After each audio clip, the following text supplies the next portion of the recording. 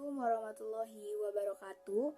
Perkenalkan, nama saya Anis Arsela dari Program Studi Pendidikan Islam Anak Usia Dini, Fakultas Agama Islam, Universitas Nina Perbangsa Karawang.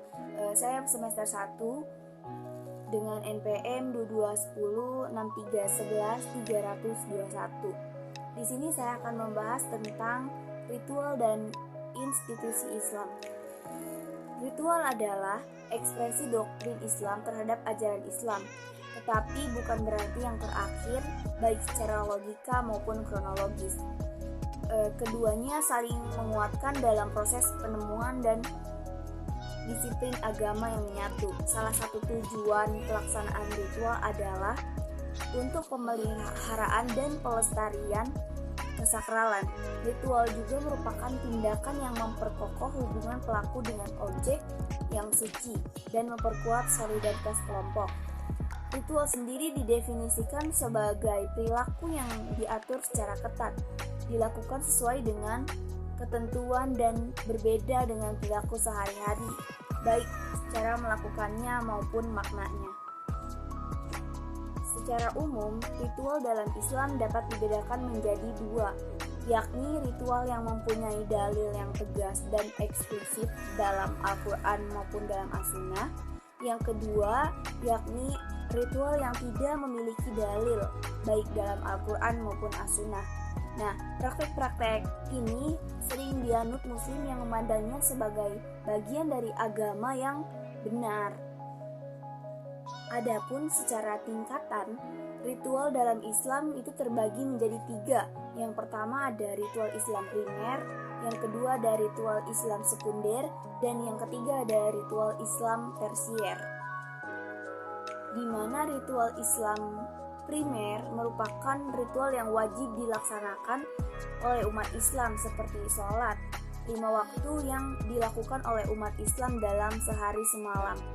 Kewajiban ini disepakati oleh ulama karena berdasarkan ayat Al-Quran dan hadis Nabi Muhammad SAW.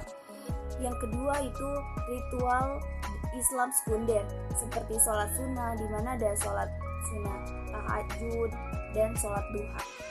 Yang ketiga ada ritual tersier, yaitu ritual yang berupa anjuran, misalnya anjuran membaca ayat kursi, seperti dalam hadis yang diriwayatkan oleh Imam Al-Nasai dan Ibnu Hibban yang menyatakan bahwa Nabi Muhammad bersabda, orang yang membaca ayat kursi setelah sholat wajib tidak akan menghalanginya masuk surga.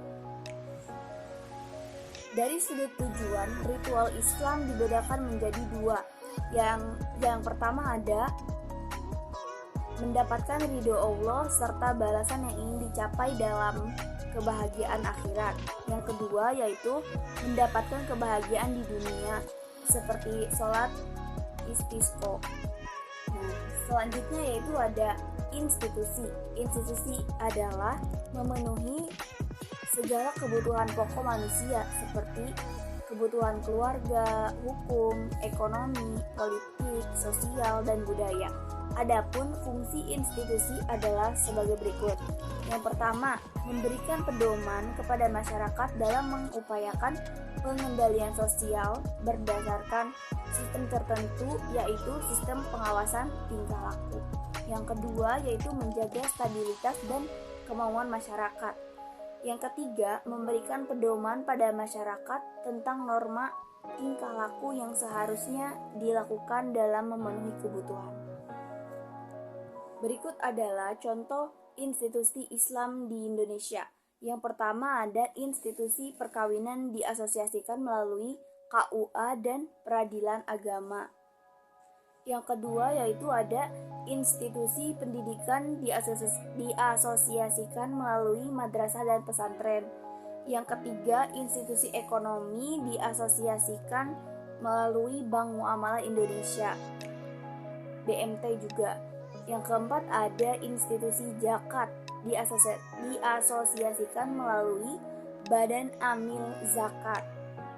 Yang kelima ada institusi dakwah diasosiasikan melalui Lembaga Dakwah Kampus, Dewan Dakwah Indonesia, dan lain-lain. Yang keenam ada institusi politik, di mana institusi politik ini diasosiasikan menjadi partai politik yang berasaskan Islam seperti PKB, PPP, dan lain sebagainya.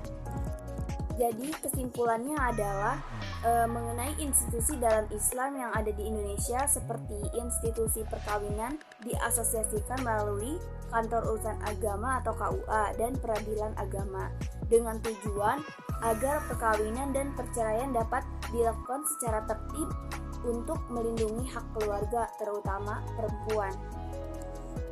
Mungkin hanya itu yang bisa saya sampaikan, kurang lebihnya mohon maaf. Wassalamualaikum warahmatullahi wabarakatuh.